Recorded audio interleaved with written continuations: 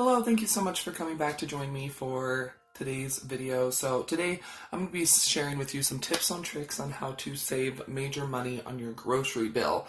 So if you'd like to hear some of my ideas, then please keep on watching. Just so you know, I do upload a daily video here on this channel all about budget food. So it can be a little tips and tricks video, a recipe, a taste test. It really does depend on the day of the week, so make sure you do subscribe, hit that notification bell, so that way you can come back and watch whenever you would like to.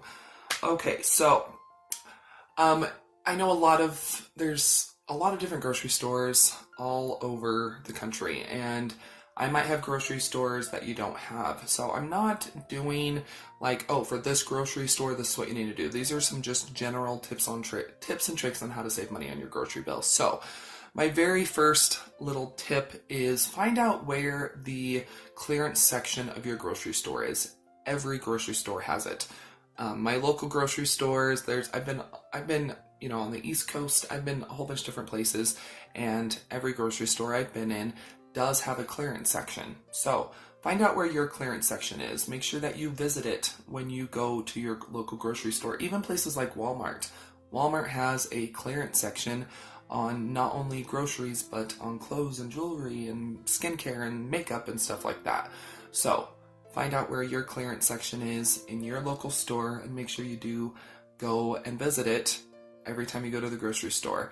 The clearance section, it's usually stuff that is coming close to date, so it could be a few days to a month or two. It can also be stuff maybe that didn't sell well. Just because it didn't sell well, you and your family might actually really enjoy it. We have found a lot of things that we like that were in the clearance section, and to this day we still purchase it. My second idea is make sure you keep your fridge cleaned out. There are so many times when we probably need mayonnaise. No, you don't need mayonnaise, but because my fridge isn't cleaned out and organized, I don't know what we have. So make sure you do keep your refrigerator and freezer cleaned out and organized and kind of cycled through. So that way you're like, yep, we have maybe 3 tablespoons of ketchup left. So that way next time you go to the grocery store, you know you actually need to buy and pick up ketchup. It can help with that, but it can also help to make sure you're not buying 2-3 things of mayo when you have a brand new unopened mayo in your fridge. So make sure your fridge is staying cleaned out, organized, and like the oldest stuff is pulled forward. That way you can actually eat stuff up, and that way it's not going to go to waste, but also that way you can purchase what you actually need. That helps a ton, and I know it seems so simple, but it really helps a lot. My third tip is to make sure you're doing that with your pantry as well. I know I just did a pantry organization video. Well, before I cleaned out my pantry, I'm just going to admit this, I had some boxed products from 2018. Just because when I get home from the grocery store, I just put crap in the pantry. Once again, I had stuff in there that I could have used like a year ago, but because I wasn't keeping it organized, I was repurchasing stuff when I had stuff that I could have used a year ago. So make sure that you're keeping your pantry cleaned out, organized, and the older stuff pulled forward. That way you can actually use the stuff, and that way it doesn't go to waste. Because when you're having to repurchase stuff and you're throwing stuff away, that literally is money that you're just throwing in the garbage. And it's going to happen from time to time. It's just the way it is. But making sure that your older stuff is brought forward and you're actually using your stuff up, that's going to help a ton. My other tip is if you are taking meat down to thaw, make sure you use it. I have been guilty of this in the past.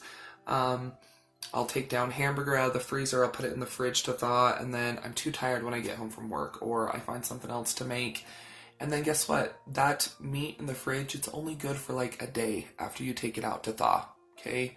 So don't just let that ground hamburger, that chicken, whatever, don't let it just sit in the fridge. You need to use it. So I like kind of planning my meals ahead. I like, okay, Monday I'm going to make this, Tuesday I'm going to make this, Wednesday I'm going to make this. That way I can kind of make sure that I'm actually going to be using what I take down, because once again, meat is expensive. Meat is one of the most expensive parts of a lot of meals. So making sure that you're actually going to use what you take down when you say you're going to make it. That's huge. So that way you're just not throwing away that spoiled meat because you didn't make it yesterday or the day before. So I like planning out my meals, even if it's just 2 or 3 days in advance. It really helps to help me save money and making sure that I'm using what I have. My other tip is use dry goods. So I like getting canned beans, canned vegetables from time to time because they are easy, but you can definitely save a lot on your budget by just buying a big old bag of rice. It doesn't need to be instant rice. Instant rice, like I said, is extremely convenient, but one box of minute rice is going to be 5-6 times more than just a regular 5-pound bag of regular rice per serving. It's astronomical how much more expensive that ready instant food item is compared to the one that takes 10-15 more minutes.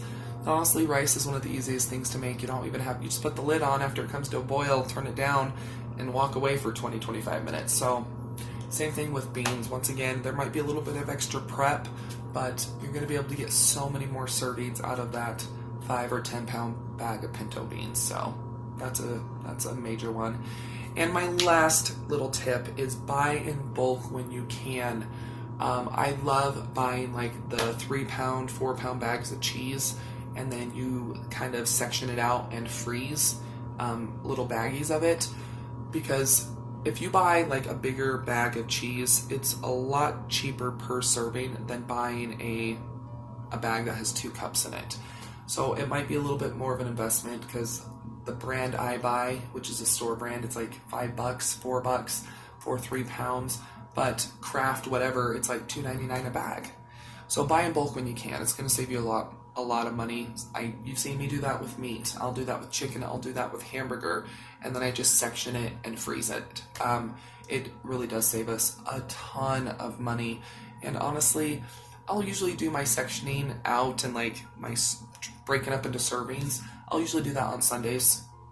It takes me 10 minutes, and it saves us so much money throughout the month. So definitely buying in bulk and separating out into different servings, that is so affordable, and it just helps you know what you have, which I think is a huge part of making sure that you're using what you have and saving money on your grocery bill. But anyway, I hope you enjoyed this, a little bit of a different type of video. If you did, please go ahead and give the video a thumbs up and share it.